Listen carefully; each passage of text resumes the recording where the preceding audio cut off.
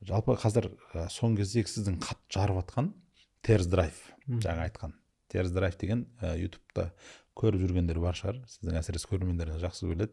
Мен естімеген екенмін. Алғаш рет сол сізбен жаңағы Монзаны түсірген кезде Xiaoyang жарнамаладым, сол кезде көрдім. Ана видеоны көрдім да қатты ана жердегі өлтірдіңіздер да.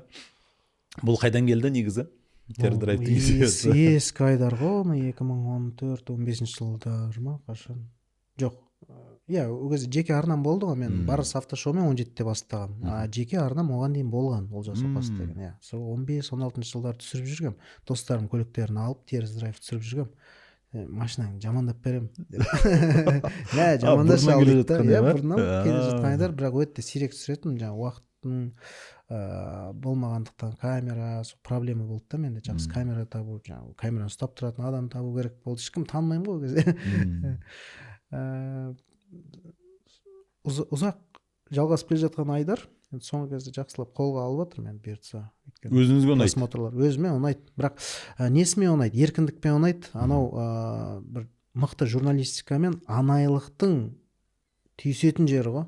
Жаңағы өте бір қыл көпір деп айтуға болады, өте аккуратно жүретін жер. Андай бір қышуыңызды қандырып, бір ана бір журналист шығармашылық негізі шығаратын жер сияқты сізге, иә?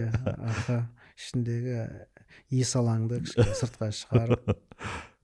Ол негізі шығармашылық адам үшін ол өте маңызды. Иә. Және ол табыс әкелсе, ол керемет қой. Жалпы осы уақытқа дейін көп деген көліктерді талдап жүрсіз, жаңа не жасап жатсыз, обзор жасап жатсыз. Өзіңіздің күткеннен бір төмен шыққан көліктер болды ма негізі? Геленваген, мысалы, балалардың арманы, ерлердің арманы. Сұмдық бір керемет көлік деп айта алмаймын. Арасында жаңағындай айтқандай жынды шығарып, құтырып, қайтып келіп орнына гаражға қойып қоятын машина екен. Көп жүрілмейді, тек арасында бір күнде жүруге жарамайды. Енді тип болады, адамның типі ше. Құтырық деген. Есірік дейді бізде шығыста. Есірік. Типің сондай болса, күнде жүруге болады. Күнімен түнімен тоқтамай жүруге болады. Бірақ егер сен өзің спокойный адам болсаң, оны арасында ғана айдауға болады, достармен шығып, қыдырып қайтуға күшті. Сіз өзіңізді спокойный адам санайсыз? Сізге келмейді табиғатыңызға? Мен арасында спокойный, арасында есалаң болып кетемін, бірақ өте сирек. Жалғыз бір айдалада жүріп, ондай болады. Бір шығарып тұрыңыз керек. Шығарып тұру керек арасында, буды. Тағы бар ма көлік осылай көңіліңізден естілмеген? Енді көлік өте көп болып тұр да, сондықтан қайсысын айтсам. Мысалы, қазір хайптағы 9X. Zikr 9X моделі. Аздап проблемалар шығып жатыр екен, артқы редукторда. Жарылып кетеді екен, видео доказательстволар бәрін салып жатыр. Компания бұл бізден емес, ақау. Жүргізушілерден, иелерінен өздері дұрыс қолданбаған, содан барып проблема туындады дейді. Сырттай машина әдем болды, мен мініп көрдім, керемет, Найм деген аудиосистема супер, былғарысы жынды, орындықтары жылжиды, массаж жасайды. Керемет машина, сырттай бір қарағанда, бірақ та техникалық ақаулары сұмдық екен, өкінішке қарай. Бірақ егер проблеманы түзесе, инженерлер бестселлер болады. Бұйыртса өйткені қазақтарға өтті, жақсы машина екен. Хайпқа қандай машинаны айтуға болады тағы да? Қандай? Енді Прадо көңілден шықпады, мысалы. Жаңа Прадо ма? Иә, жаңа 250-ші Прадо. Провал ғой, ну, халық алып отқан жоқ. Алып жатыр, бірақ 2-де жетсін. 2-де 4 турбо бағасы қымбат болып тұр. Қол жетімсіз, сұмдық 60-тан асып кеткен. Сол үшін 2-де 7. 2-де 7 жап-жаңа машинаны 80-ші жылғы мотормен қалай алады адамдар, түсінбеймін. $100,000. Сұмдық қой. Сол үшін көңілден шықпады. 300-дік Land Cruiser көңілден шықпады. Шли ескі технология да. Шыққан моментте машина ескіріп кетті. Шыққан моментте. Тағы не бар? Камри өкінішке қарай күшті жаңармай жатыр. Енді қазақтың сүйікті модельдерімен өтіп бар жатыр ма мен? Басқа не айтса болады? Сізде ой қоссаңыз болады. мына көлік қалай. Маған қызық болып тұрғаны, енді ол көліктердің арасындағы жаңағы нақты айттыңыз, қазақтың көбінесе көп мінгісі келетін Геленваген, Крузак, Прада, Камри деген сияқты. Ал өз бағасына тұрарлық көліктер сіздің ойыңызша? Бағасына тұрарлық Lotus деген көлік бар, қазір Қытайда шығып жатқан. Neo Lotus болған баяғыда. Қазір атауын толық алды да британдық брендтен. Lotus деп аталады. Мә, керемет көлік енді. Супер. Сосын америкалық muscle карлар және пикаптар ұнайды маған. Ford F-150 Raptor деген. Dodge соңғы muscle карда соңғы болып жаңартқан компания ол Dodge болды. Dodge Charger моделінің презентациясын өткізді өткенде Лос-Анджелесте. Соның қазір электрлі нұсқасы бар ғой, енді бензин нұсқасы сатылайын деп жатыр. Сол көлік маған қызық болып тұр өзіме. 3 литр турбо, 550 жылқы, артқы жетек деген сияқты, толық жетек нұсқасы да болады. Six pack деген күшті машина. Соны алуға болады. Түрі ерекше, технологиясы заманауи, бағасына лайық деген сияқты ғой. Шаоян шина бренд сияқты ғой, бағасына технологиясы лайық. 30-35 миллионға жынды машина алып келесің де, ерекше болып жүресің. Сіз осы уақытқа дейін бір өзіңіз талдау жасап көретін, бір обзор жасағыңыз келетін, әлі жасалмаған көлік бар ма? Көбісін жасадық. Өкінішке қарай әлі Lamborghini'ге мініп көрген жоқпын, мысалы. Huracan, Aventador деген сияқты. Көргіңіз келетін негізі оларға да бір талдау жасап. Болады, иә. Көру керек, ол үшін Дубайға бару керек. Иә. Өйткені жалға алу сол жақта жеңілірек. Иә. Ыңғайлы, тиімді деген сияқты. Жолдары бар, инфраструктурасы бар, видео түсіруге. Бірақ қазір қиындап бара жатыр күннен күнге. Бар Mercedes жаңа S-классқа мініп көргім келеді, талдау жасау үшін. Жаңа Zikr-дің 9X-іне толық мініп көрген жоқпыз, басқарып көрген жоқпыз. Қандай бар тағы?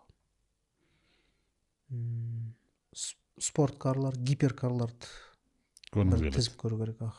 Бірақ өкінішке қарай халыққа әрине өтеді видео, бірақ та олар жаңағы кейбір кісілер ешқашан қол жеткізе алмайтындай болып іштей сезінген соң не үшін көрсетіп алсың деген сияқты сұрақтар да қояды. Не үшін көрсетіп алсың, кімге көрсетіп алсың деген сияқты. Сол кезде екі ойлы боласың, расымен де егер адамдар алмайтын болса, оны не үшін трэштан түсіріп жатыр. Бірақ қызығы халық көп көреді оны. Халық көп көреді, қызығады, иә. Арманы ала алмаса да бірақ көп көреді. Просмотр үшін, не үшін, махаббат үшін өте керемет, иә. Бірақ енді техникалық ағартушылық саласындағы енді үлесі орасан шығар бәрібір. Біз түсірмесек енді кім түсіреді ертең? Сондай да ой келеді. Қазір жалпы мынау нарық жайлы. Қазір Қытайлар қатты күшейіп кетті. Қытайлар қазір көліктерін енді аямайды. Тіпті үлгермей кетті менге соңғы кезде. Қай көлік шығып, қай көлік басында біраз қарауға тырыстым. Миллион бренд бар. Өте көп. Жалпы сіздің көз қарасыңыз, бұл нарық қай жерге шейін барады? Бұның болашағы бар ма, или уақытша болады? Болашағы бар. Или бұл хайп па уақытша? Қытекеңдер де іріктеледі. Бұл бірінші рет болып жатқан жоқ қой өмірде. Талай болған бұндай оқиғалар. Америкада да, Жапонияда да, Индияда болған осындай оқиғалар. Көп брендтер болады, соның ішінен іріктеледі мықтылар қалады. Мықтылар на плаву қалады кейін. Ірі корпорациялар, ірі технологиялық компаниялар ақшаны тоқтамай құю арқылы, өз өндірісін жеделдетіп, технологияны жақсарту арқылы кейін бәрібір оқ бойы озып шығады. Сондай бір 10 шақты мықты бренд болады. Яғни қазір Қытай көлік саласында мықтылық тұрып өзінің қазығын қағып жатыр негізі. Бірінші орында әлем бойынша. Экспорт бойынша, өндіріс бойынша. Баға жағынан, технология жағынан. Менің ойымша бір нарық қатты өзгеріп жатыр да, мықтылар құлап жатыр. Жаңадан қазір нелер шығып жатқан сияқты, қанша жылдан бері келіп жатқан немістердің қазір қарайсың, көліктері сатылмай азайып кетті. Жылдан өзгерістер заманы ғой қазір. Немістер өкінішке қарай құлдырап жатыр. Өйткені олар алшаң басады, жай басар. Технологияны өзгерту үшін көп уақыт қажет етеді олар. Жапондар да тура сондай. Мысалы кеше ғана тест-драйвта болдым. Porsche Macan электрик яғни токпен жүретін Porsche Macan GTS деген нұсқасын енді шығарып жатыр да. Қытайда қаптап жүр ондай көліктер. Шертіп жүріп аласың. Ал мынаның бағасы енді шыққан машина 100 мың евроның жоғары, ойбай одан да көп, 200 мың евроға жақын. Сондай бағасы. 100 миллион теңге. Енді ондай көлікті алмайды ғой біздің халық. Тура одан арзанырақ және сапалырақ баламасы шығуы мүмкін мына жақта. Көршілес мемлекетте. Және оның ешқандай салығы жоқ. Қазақстанға алып келсек проблема жоқ та. Сондықтан осындай жайбасарлығы жынға тиеді. Немістердің, европалықтардың. Олардың өздері жаңа Қытайларға кіріптар мұқтаж болып отыр ғой. Өздері мініп жүрген Volkswagen ID Қытайдан келеді оларға. Иә, келісімшарт бойынша. Қазір Lincoln Co деген компания, BYD деген компания ресми Европаға кірді. Ресми. Кіргізді ме оларды да? Кіргізді. Кіргізуге мұқтаж, мәжбүр болып тұр. Мәжбүр болып тұр. Кіргізбесе болмайды. Өйткені оларға да жақсы, арзан, сапалы көліктер керек. Енді қазақ үшін көлік деген өте бір жанына жақын нәрсе. Біз оны тұлпармен байланыстырамыз. Жаңағыдай керемет бір әр адамның астында бір тұлпар деп, темір тұлпар деп ат қоямыз. Осындай жағдайда қазір көлік алам деп жүргендерге, қытайларға қызығады. Қазір нарық тұрып қалды, ананы алайын ба, мынаны алса ертең бізде ең бірінші критериялардың бірі ертең қайтадан сата аламын ба деген нәрсе. Сол үшін жапондықтар осыған керемет бір не берген еді, мүмкіндік беріп тұрды. Алдым, ертең біраз уақыттан кейін жақсы сата аламын, жақсы бағада деген сияқты. Қытайда алайын десе қазір қорқады, ертең баға жерге құлай ма деген сияқты. Осы ортада қазір қалай не істеген дұрыс? Неге қараған дұрыс? Осы ортада бір жақсы кәріс немесе сәл ескіріп бара жатқан жапон сондайға мінуге болады. Немесе қорықпасаңыз Қытайдың жаңа гибрид технологиясын көрсе болады. Мысалы BYD-дің, Deepal'дың жақсы гибрид көліктер бар, гибрид модельдері. Соған мініп көрсе болады. Ол таза үнемдеу үшін, комфорт үшін. Расын айтқанда, мініп жүрген жігіттер біледі ғой, расымен де комфорт жағынан ешқандай қалыспайды қазір қытайкеңдер. Бірақ та баға жағынан құлдырайды. Сен автомобильді алған сәтте, салоннан шыққан моментте 30-35% жоғалтасың. Ана машина жүрілген бұу болып қалды. Сол үшін арзанырақ сатасың. Бірақ тура сол жағдай кәрістермен де қайталанып жатыр ғой. Мен жаңағы сатып жіберген Santa Fe 25 миллионға алған былтыр. Мысалы күз айында. Одан кейін көктемде өткен айда қыста 20 миллион 500 мың теңгеге сатып жібердім. Көрінемін. 4,5 миллион теңгені ұтылдым да 10 мың шақырым үшін. 10 мың жүріп? Иә, 10 мың жүріп 4,5 миллион теңге ұтылдым мысалы. Енді Қытайларында тура сол болады ғой, кәрістеріңде мынандай болып жатса. Иә. Ана бір Kia деген вообще оңбағандық жасады. Жаңа Sportage шықты ғой. Өткенде ғана төменгі жоғарғы комплектациялар 22 миллион болып тұрды. Олар ешқандай жеңілдік жасаған жоқ. Жаңа модель шықты деп жариялады. Одан кейін бір аптадан кейін 2 миллион 3 миллион жеңілдік жасайды ғой әр позицияға. Сатып алған адамдар өкініп жатыр да енді. Ұтылып қалдым. Көз алдында уже минусқа кетіп бара жатыр да. Иә, 3 миллион теңге ұтылып қалдым. Егер сататын болсам, одан тағы түсіруім керек дейді. Сөйтіп автобрендтер. Жалпы өте қызық нарықта осындай жағдайлар болып жатыр. Қазір өзіңіз қандай көлікпен жүресіз қазір? Мен жақында Тузан сатып алдым. Теріс драйв түсіру үшін. Тек теріс драйв түсіру үшін. Теріс драйв түсіру үшін сосын сатып жібердім. Жалпы егер мүмкіндігіңіз болса қандаймен жүргіңіз келеді? Көп уақыт жаңағы айтып жатқан Dodge-дарыңыз ба? Иә, сол Dodge Charger Six-Pack дегенді сатып алушы едім, мүмкіндік болса. Бірақ әзірше ақшам жетпейді, расын айту керек. Кейін бәлкім. Соған. Енді қазір Қазақстанда автоблогер болғысы келетіндер енді жай-жай өсіп келе жатыр. Жаңа бір буын жастар несімен орыс тілдер біраз олар да пайда болды. Автоблог десе бұрын тек ресейліктерді қарайтын еді, қазір Қазақстанды қарауды үйрендік. Көз де үйренді, құлақ та үйренді, бәрі үйренді. Сіздің ойыңызша мықты автоблогерлер кімдер Қазақстанда? Қазақстанда? Енді автоблогер деп айтсаңыз, жаңағы кімдер бар? Тимур Мұстафаев деген орысша сөйлейтін жігіттер көбісі. Марк Диксон мықты жігіт. Қыдырский деген жігіт, Шкода жақсы көретін сол жігіт бар.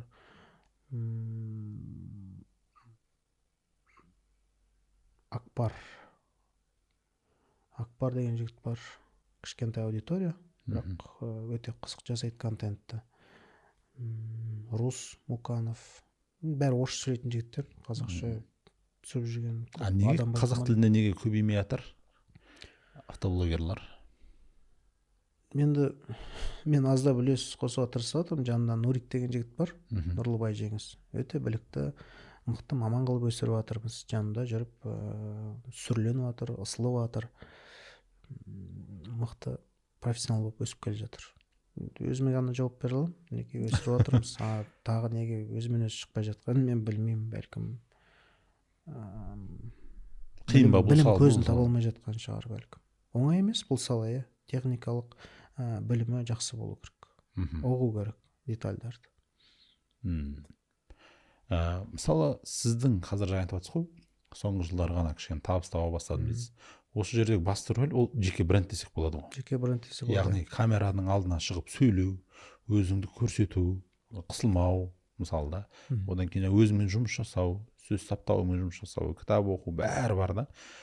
Осы жеке брендтің рөлін айтыңызшы сіздің өміріңізде. Қашаннан бастап түсіндіңіз жеке бренд маңызды болатын?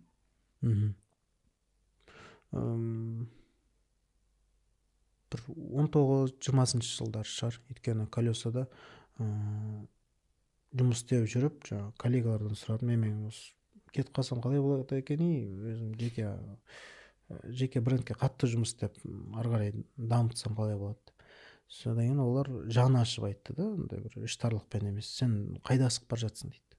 Не бірдеңе үлгермей бара жатсың ба, или жағдайың қиын ба, таңертең банан жеуден шаршадың ба дейді. Бізде соспагет бар да, күнде банан әкеп береді, алма әкеп береді. Не банан мен алма жеуден шаршадың ба дейді. Неге астынан су шығып бара жатыр дейді. Сен айтамын, жоқ, жай ойлар ғой дейді, мазалап жатқан. Жоқ, асықпа, көр, жұмыс істе, білім жина, сосын барып шешім қабылдайсың. Просто бірнеше жыл шыдай тұршы деді. Жігіттер тыңдайтын адамдарды да мен ести білемін да, ақыл айтқан жігіттер. Жарайды деп сөйтіп қалдым ғой, ешқайда кетпей. Және жаман болған жоқпын содан. Яғни жеке брендтің қазіргі заманда, осындай өте жылдам өзгеріс болып жатқан әлеуметтік желінің дамып жатқан заманда жеке брендтің рөлі өте жоғары екенін мойындайсыз? Жоғары екенін мойындаймын, рас. Әркімнің жеке бренді болу керек қой. 20 миллион адам болсақ, 20 миллион жеке бренд болу керек қой. Әрқайсысы. Олжас Оқас дегенде ол автожурналистика, автоблогинг деп айтады. Қазақ тіліндегі деген сияқты. Соның арқасында сізге ақша келеді, соның арқасында атақ келеді. Енді осы жерде көбісінің қорқатыны хейт та. Сізде болды ма хейт бір нестеген? Хейт болды, бірақ нақты өзім түсірген видеодан емес, бір ютубтағы дискуссия барысында хейт ұстаған. Осыдан 3-4 жыл бұрын мені Атамекен телеарнасы тікелей эфирге шақырды. Ол жерде утилизборға қарсы жігіттер болды. Сол жігіттер дискуссияға шақырды. Мен жарайды деп қатыса салдым, ешқандай дайындықсыз, ойсыз. Плюсын және минусын сараладық. Мен айттым, егер де бізде Қазақстанда ешқандай утилизбор, кедергілер болмаса, ресейлік шрот, яғни нашар қолданыста болған автомобильдер арзан бағамен кіреді. Олар бізге керісінше кедергі қойған. Біздің машиналар ол жаққа өтіп кіре алмайды. Утилизборлар өте жоғары. Жақында тағы көтердік олар Қазақстанға утилизборды. Соған жауап ретінде біз утилизборды тағы Ресейге көтердік. Ол қалай істеліп жатыр? Жаңа машиналар бар ғой бізде. Hyundai, Kia, Қостанайда, Алматыда шығып жатыр ғой. Соларды өздерінің халқы алмасын деп Қазақстаннан олар утилизборды көтерген. Ұқтыңыз ба? Бізге табыс кетіп қалмасын деп ше. Ақша кетіп қалмасын деп, өз нарығын қорғау үшін. Ал біз не қарап тұрамыз ба? Қарсы әрекет қой. Қарсы әрекет істедік. Мінекей бұл экономикалық қақтығыстар ғой. Біз де өз нарығымызды қолдануымыз керек деймін де, өйткені ешқандай өндіріс болмаса, бізде зауыт болмаса, құр тек қана жинаған долларымызды, теңгемізді шетелге аударып отырсақ, Грузиядағы машина жөндеумен айналысатын жігіттерге айналдырған 2 миллион грузинді асыраймыз ба біз сонда? Олар оны Америкадан мұхит ар жағын алып келіп жатыр да, көліктерді жөндейді, қазақтарға жібереді, қымбатырақ сатады, ортада маржасын ұстап отыр. Біз өкінішке қарай соған қызығамыз. Енді бір жағынан жагдайды да түшүнүүгө болот. Кымбат көлүк алууга жагдай жок халыктын. Бирок та эсесине каржылык багдарламаларды иске косуу керек деп эсептейм да. Акырын косулуп жатыр. Жаңы 4% бар, башкасы бар, кичине күрдөлүү, бирок дегенмен жакшы деңгейге чыгып келе жатыр каржылык багдарламалар. Болашакта одан да жакшы болот. Жаңы айтып атабыз, күндө арзандап атыр деп көлүк. Кечээ 18 миллион алган көлүк бүгүн 16 миллион турат. Эртең тагы өзгөрөт, 16 миллион турат машина 15 миллион болот. Кете берет го сөйтүп. Мен арзандап атыр го машина. Яғни осы тақырып аясында сіз үлкен хейт ұстап қалдыңыз сол кезде. Иә, сен неге қолдайсың дейді да. Енді қолдаймын, өйткені мен мимен ойлаймын да, кішкене эмоциямен емес. Қазір 100 машина биток Грузиядан Камри алып келіп алғаннан не пайда, ертең ол қаңқа болып қалады, мусор болып. А балаларымыздың болашағы ше. Қосылатын құн салығы дейтін бар ғой, НДС. Сол қаяқтан пайда болады, егер бізде өндіріс болмаса. Біз өндіріс жасап, заводта адамдар жұмыс істеу керек қой. Мен мысалы соған жан күйермін. Ертең балам да заводта жұмыс істесе екен деп тілеймін да. Біз деген халықтың ашуы даже үтіл сборшында емес, бір-екі адамның алып кетіп жатқаны үшін ғана шығар деп ойлаймын да, көп жағдайда. Олигархтарды айтып тұрсыз ба? Иә, сол тақырып. Олигархтар олар бастамашысы болып тұр ғой. Олар да жынды адамдар емес қой. Түркияны айтшы дейді. Түркияда Вегби Коч деген кісі болған. Ол тура Смағұловтың аналогы.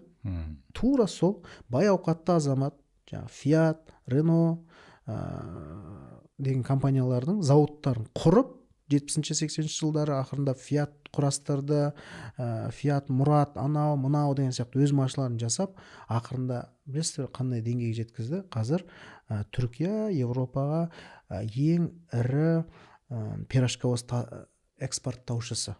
Кәдімгі пирожковоз форматы бар ғой. Оны коммерциялық техника дейді ғой, былайынша айтқанда. Коммерциялық техниканы жаңағы экспорттау бойынша Европаға нөмірі 1 экспорттаушы ол Түркия. Соның бәрін ұйымдастырған Вегби Коч. Ол даже интервьюсында айтқан, бұл мұра дейді да түрік халқына. Мен өлем ертең, кетем дейді. Бірақ балаларға, халыққа, зауыттар қалады, ертең мұра болып қалады дейді. Мен бұл кісіде ертең тарихта қалуы мүмкін, егер дұрыс ниетпен істеп жатса. 10 мың адам, 10 мың отбасына кемінде асырап отыр, жалақы беріп отыр, жаман емес деп ойлаймын. Мен мысалы 10 мың тұрмақ, 10 отбасына асырап отқан жоқпын. Мысалы жалақы бермеймін ондай. Сондықтан айтатын жетістіктер бар ол кісілердің. Керемет. Түсіндік. Ал енді осы танымалдық қандай сізді өзгерісіне алып келді? Минус жағы болды ма? Қазір өзіңізді еркін сезіне алмайсыз ба? Кейбіреулер айтады, оның минус жағы бар деген сияқты. Сізді қалай өзгертті? Білмеймін, маған бәрібір. Бәрібір ма? Өзіңіз бәрібір жүре бересіз? Көшеде спокойно охранасы жүре беремін. Көшеде спокойно жүре беремін. Яғни маған қатты әсер еткен жоқ дейсіз ғой. Иә, таныған адам таныды, танымаған адам танымады, бәрібір. Шымкентте Моншада отырмыз. Ал камераның сыртындағы олжас қандай? Қалай айтсам, грустный, көңілсіз, өзімен өзім ойланып, өз ойларыма шомылып жүрем сөйтіп. Қатты эмоцияға жүрем, қатты эмоцияға берілмей, көшеде қыдырып. Қанша балаңыз бар қазір? 2 балам бар, ол қыз. Дендері сау болсын. Жасты балаларының болашағы мықты болсын. Олжас мырза, Алла разы болсын. Өте күшті. Біраз ақпарат біліп қалдық. Сіз басқа қырыңыздан таныдым. Шынымен біраз нәрсені білмейді екенмін. Сіздің қалай осы нарықтағы, енді бәріміз бір қараған кезінде қазіргі күнмен қарап бір болжам жасай береміз ғой. Бірақ біраз жұмыс атқарған екенсіз, осы салаға келем дегенше де шығармашылығыңыз таусылмасын. Рахмет көп. Көптеген қазақ тіліндегі контенттің ары қарай дамыта беріңіз. Өзіңіздің жаңа айтып жатсыз ғой, Нурик дедіңіз ба?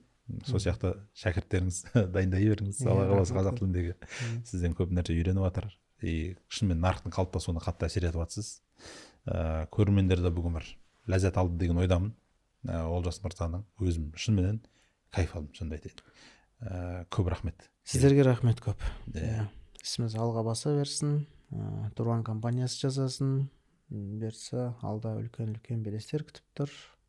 Бір-бірімізге демеу болып, медеу болып көңілге жүре берейік, аман болайық, бар болайық, түн ұйқымыз тыныш болсын.